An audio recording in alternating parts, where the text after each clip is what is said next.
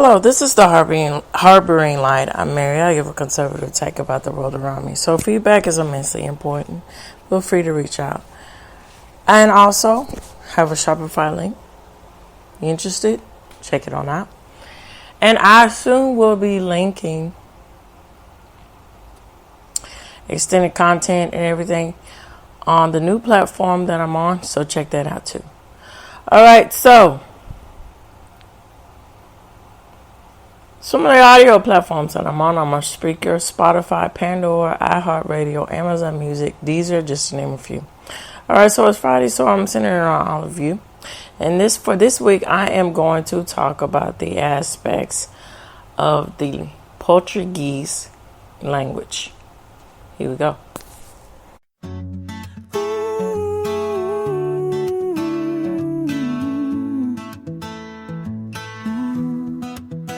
Amanhã será momento exaltante. Esperamos tanto tempo por isto. Finalmente vamos revê-los. Amanhã pegamos na estrada sem saber. Já imaginava os bons momentos que íamos viver. Estou ansioso por lá chegar. Desfrutar de instante com os meus mais velhos e saborear finalmente o verão. Quando sentes que a vida está em suspenso. Alright, so let's get on into the guts of the matter about my thoughts on the aspects of the Portuguese language. Alright, so here's my take.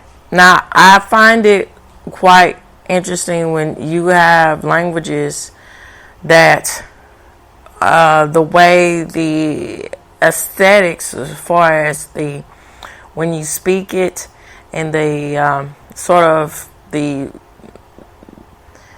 hearing aspects of it is what is unique about it, to where it gives it a interesting take on the insight of the culture and its aspects. And a really good example on this, on top of Portuguese language, with the aspects of, French being a reverent involvement in it, and in the aspects of it being based off of Roman Latin dialect. But how it sounds so playful, in the aspects of when it's being spoken, so where it gives a unique characteristics to where specifically where the people who understand or who know about everything with understand the language of Portuguese and everything, is uniquely tied. And I would equate this to the aspects of every language is very unique, but it's just something about languages that feels as if it's very light, bubbly, and playful when it's being spoken. That's interesting. So, case in point, French. Now, French is in it for everyone, and the language is tough. But they say, like I said before, they say that Russian is one of the hardest dialects to learn. And I can understand that too when you get in the aspects of everything. But for this case and purposes,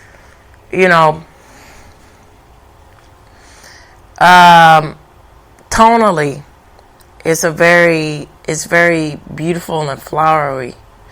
And then, when you get into the aspects of the cultural persona of it, you think about, the aspects of something being equated with a breezy meadow or a Lancome commercial, which is apropos, it was a perfume ad or something. It's very aromatic and just light and breezy. And that in itself is encompassing a lot about the aspects of what is it evoked from the culture, how is that preserved within it.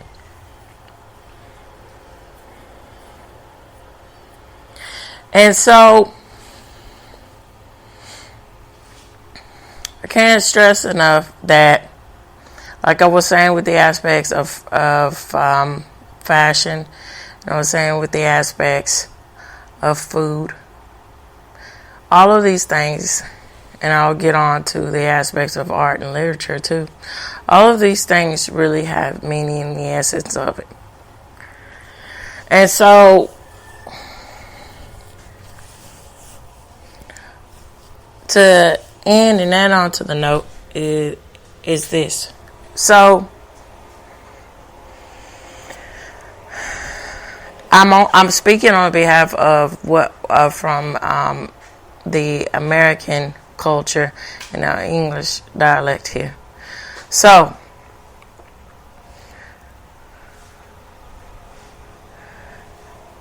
it's more prevalent now to where the agenda is to say that making it seem that the words that you don't agree with is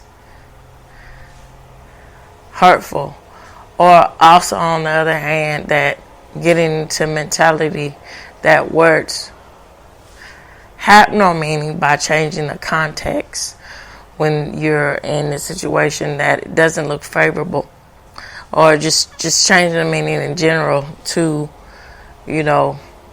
prove a point that you really should have a nuanced discourse about it. So my point being is, I think with all of this said about that aspects of the is being popularized now to have that mentality, it's very important to understand the power within language and words and meaning, and to understand that there is strong traditions and roots behind everything, including language. And now when you play in it's one thing to have the aspects of, with jargon, with language, with jargon within language, when you get slang. Okay, yeah, sure. And that changes because that goes with the aspects of the cultural map here. But when you get into the aspects of saying that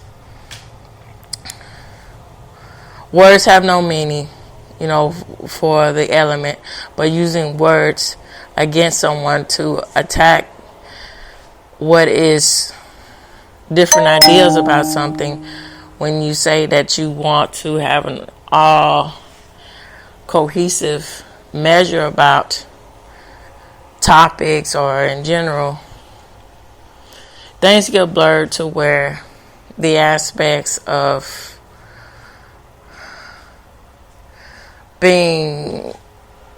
taking the aspects of appreciation and knowing how to converse and communicate clearly, and then wanting to, on top of that, or even encourage the aspects to develop the fine-tuned skill of really solid communication. That's a battle that can really put the flourishment of culture at a standing point, and that's really something you don't want.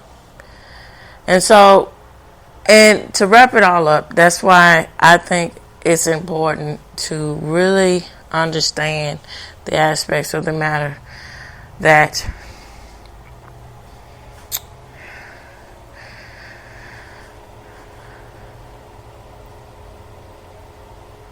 when the agenda is being pushed to say otherwise of something where, Or isn't really good to know your roots, or isn't really good to understand other cultural roots in the aspects of where they come from and how these things mean something.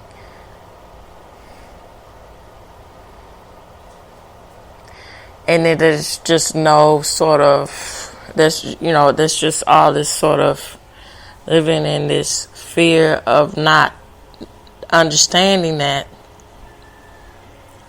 that's a slippery slope in the pattern to where hope is lost. All right, with this said, I'm going to get in the aspects of the origin and everything else with the aspects of Portuguese language. Here we go. Okay, and of course, sources will be provided for you in this episode. All right, so, okay, here we go. Here we go. All right. All right, so it says that, and I'm going to add on to this. It says that the Portuguese language originated from, which I was saying last week, the Vulgar Latin, the colloquial form of Latin spoke by Roman soldiers. And in the aspects of talking about Spanish and the origin of the Spanish language. All right, and settlers and merchants who arrived on the Iberian Peninsula in 218 BC. This Latin was gradually adopted and spread across the region, replacing earlier indigenous languages such as Lusitanian, Celtiberian, and Galician. The language began to derive from the Roman languages, and after the fall of the Western Roman, Roman Empire between 409 and 711 AD, when the Iberian Peninsula was invaded by Germanic tribes like the Suevi and the Visigoths. These groups largely adopted the local Vulgar Latin language, which evolved into distinct regional dialect in the northwestern part of the peninsula, known as Portugal or Portuguese. The influence of the Visigoths introduced Germanic vocabulary and the aspects of warfare, which I was saying last week when you get in the aspects of Gura, which was war, and then in this case with Rico, which is rich. Following the Moorish invasion in 711 AD, and in the aspects of war and these things tie into flourishment of understanding the cultural viewpoint of war in itself and languages too, by having these meanings in these terms. Okay, so this period introduced a significant number of as I was saying, the Arabic loaning words into Portuguese. So particularly in areas like agriculture, science, architect, which has terms as all of this with the algebra and the aspects of everything else in that. So, and then the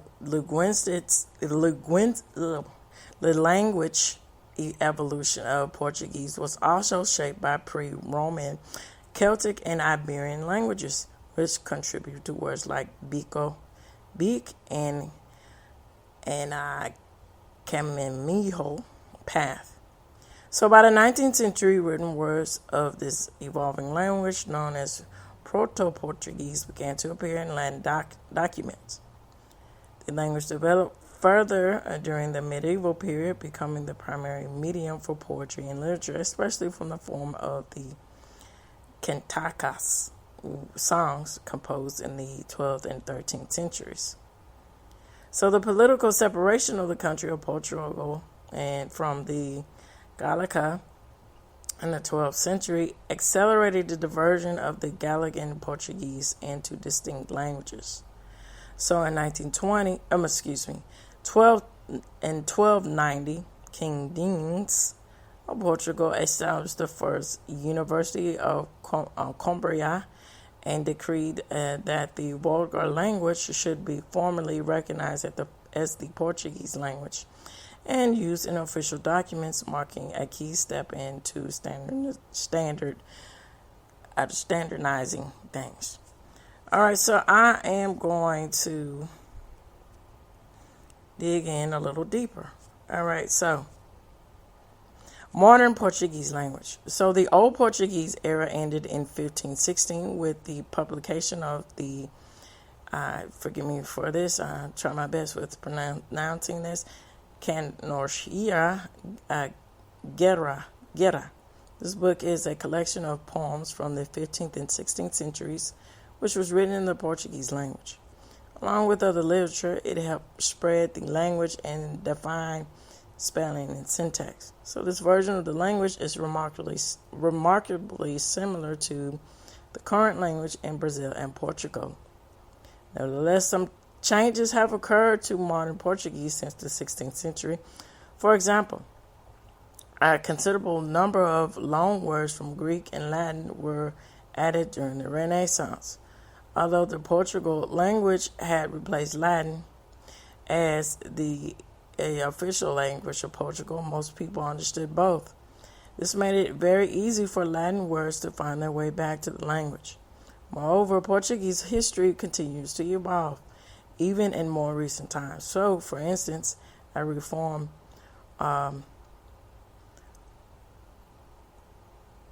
orthograph, took place several times in the 1900s in an attempt to unify the Portugal and Brazil languages.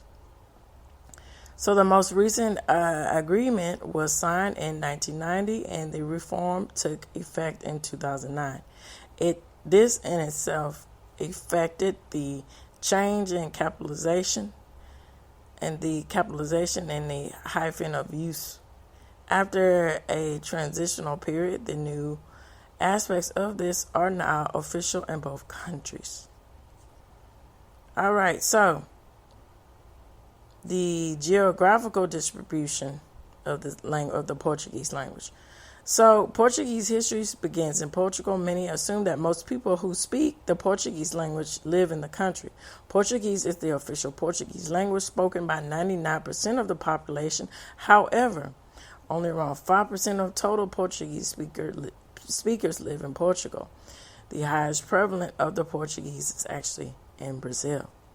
You see how this cross path of different cultures influence a lot. And approximately 200 million people speak the Portuguese language in Brazil as the mother tongue. There are also large Portuguese-speaking populations in other countries and in the world.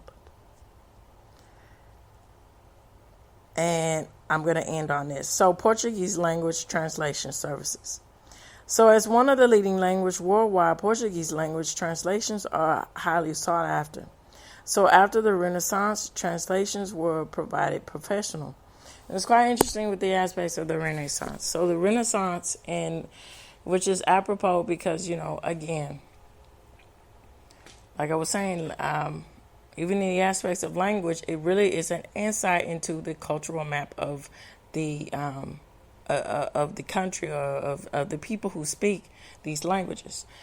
Because, like I was saying, the people who Portuguese dialect and Portuguese descent. These languages are derived. The words and meaning and most of the words and syntax and dialects and the understanding of things comes from the aspects of improvisation or improving the aspects of agriculture, and in translating that into developing a more efficient way of thinking about science and so forth. And so, when the Renaissance came to play, this was just a intellectual and cultural playground for people who sought after understanding new ideas when it comes to their place and their disposition when it comes to the arts, it comes to the mathematics, it comes to the science. And so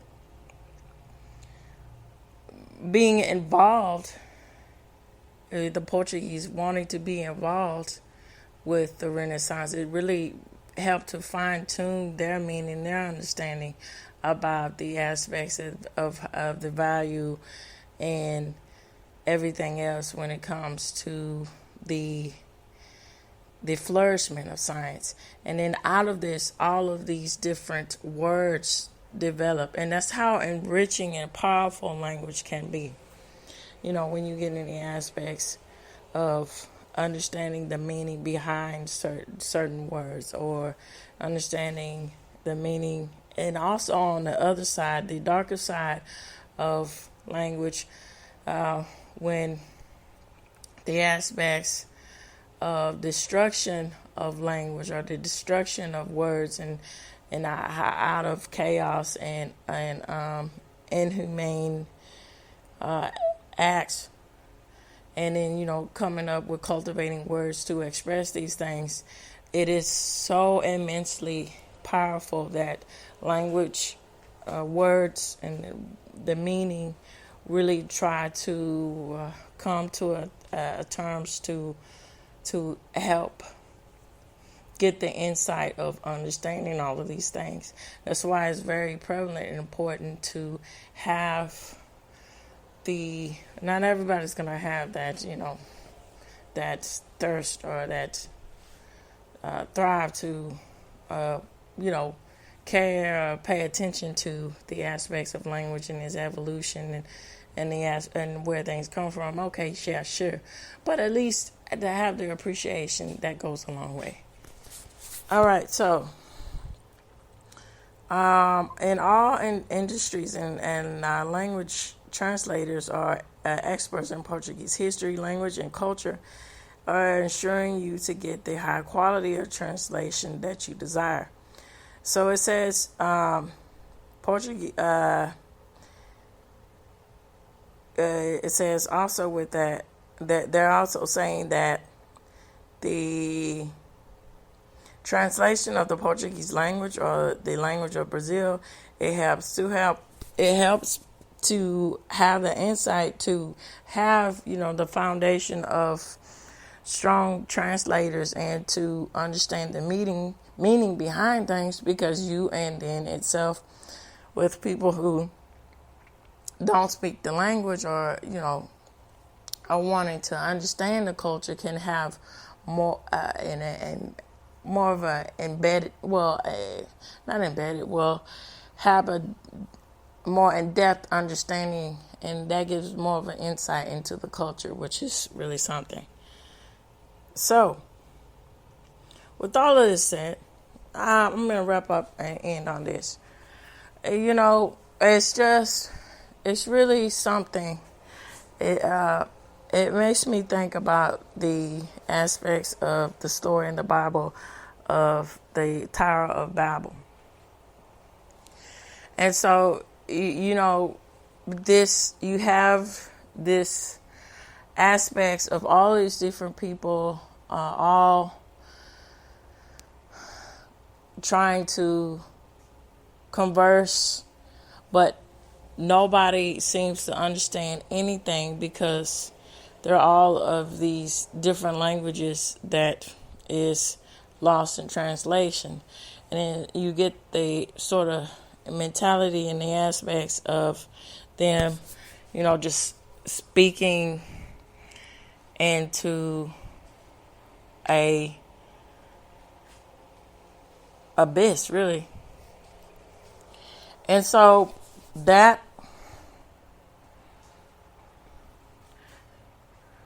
story is really prevalent into the aspects of understanding that this, with the understanding the impact in itself of language, that it's far more important to unify and express that certain languages mean something and they come from somewhere, and to have that traditions to in itself flourish and to understand the insight of everyone's culture, other people's culture, because the Tower of Babel story is a really good example also of understanding the destruction of what happens when you don't have a sense of unity and wanting to flourish what other people understand about the communication process. And so when you get into the aspects of letting it be to where people can just talk and talk and talk and just babble on and say these things and nobody comes to a term of agreement of understanding each other, chaos is involved in that. And then how that in itself causes massive destruction to the enlightenment of humanity. And that's something to really consider and think about. All right, with that said, I would greatly like for y'all to reach out to me and give me your thoughts on this episode. This reaches the end of the Harbor Light. Tune in, turn up, and definitely take care. Bye-bye. Come on, baby. Come on. Piper.